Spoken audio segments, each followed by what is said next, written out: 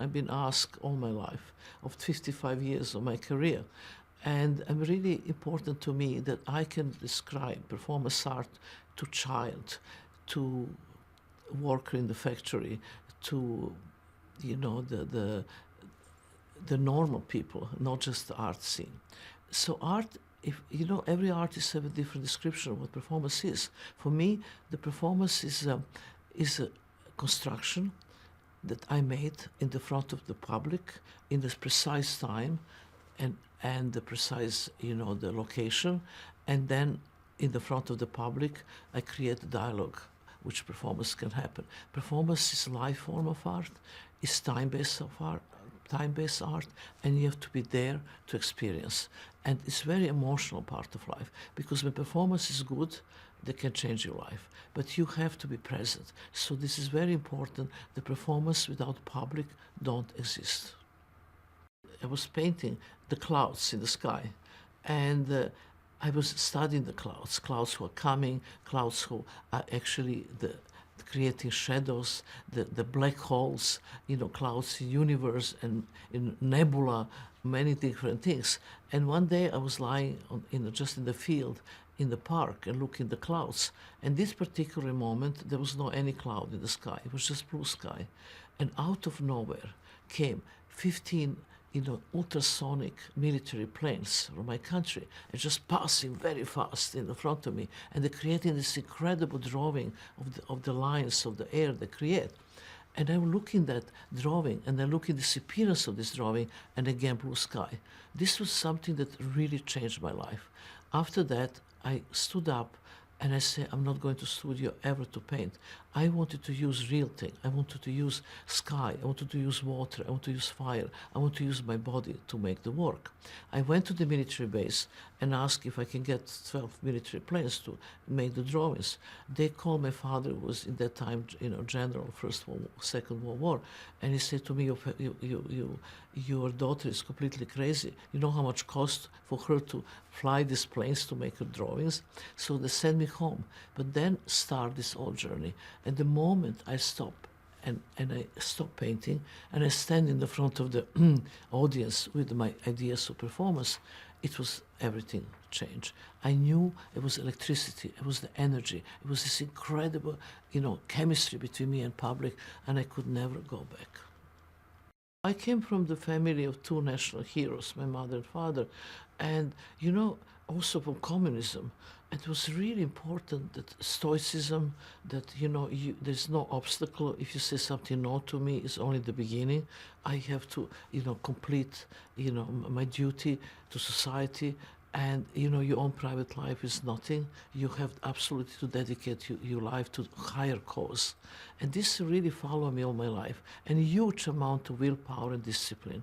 And I was brought like this. So to me, first I have the concept, what I wanted to do. I never rehearse performance. I only try in the front of the public and then see how it goes. Because I could never do anything by myself without public. Public is incredibly important ingredients. Public gives you this extra energy that you can actually push your limits, which I did.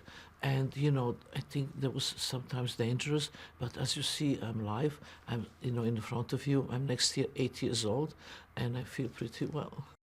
I think the one of the most important the example for that will be, and the most known in my career, was definitely my show in MoMA, called Artist is Present, and something that is so simple and absolutely nothing is happening and nothing ever going to happen. It's just 2 chairs and table. And I ask public without any kind of interaction, they can't talk to me, they can't touch me, sit in the front of me and just have eye gaze. That was as simple as possible. That brought 850,000 people in MoMA, more than any living artist. 1,500 people sit for me indefinite amount of time. They wait in the front of the museum. They sleep in the front of the museum. This was insane. How is this possible that that kind of simplicity brings such an interest? And you know why? Because, public in 21st century is tired. It's tired to look at something. The public in 21st century want to be part of something, and I give them this opportunity. When I ask them to sit in the front of me and they're waiting for hours, they are actually filmed by camera, they are photographed, they are observed by other people watching them sitting in the front of me, and they're observed by me. There's nowhere to go. They have to go into themselves. And that creates enormous amounts of emotions. People just cry and cry and cry and come back many, many times again and wait and cry. That kind of incredible emotional contact is important.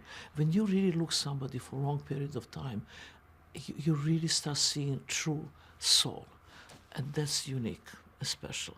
But for that, I have to sit 8 hours motionless every single day in the museum, and 10 hours when the museum is open, 2 extra hours. And this was 715 hours. I think any Zen Buddhist in Japan know how that is demanding and difficult. It was a hell, but it was worth it. Western culture is a head culture. We don't understand what's happening with the whole body. Whole body is a unique thing, and how this can connect into the nature, into the universe, and everything is connected, and everything means something. So my inspiration when the people ask me, "Who are the artists inspire you?" I'm not inspired by artists, because artists are always inspired by something. That means you're inspired always by second hand. Inspiration with inspiration. I go to source. Source is the mountains, rivers, waterfalls, volcanoes, this kind of stuff. Because there's so much, in Eastern, the thinking is all about chi energy. You go to the mountains to get this chi energy, to get this pure energy from nature. And nature is the best inspiration, the best connection to your mind. And then idea doesn't come from studio. It was nature of that kind of work, and this was the most difficult for me without audience, because the Chinese took 8 years to give permission to walk the Great of China. China was closed at the time. It was such a loss of the administration permissions that we actually have to do, and we also have condition of each of us have 7 Red Army soldiers to walk with us, plus translator. It was like not easy at all, but we never wanted to give up anything what we decide before. The Ulay and me at that time decide that we each walk from opposite ends, one from Gobi Desert, one from the Yellow Sea, 2,500 kilometers each, total 5,000, meet in the middle and married.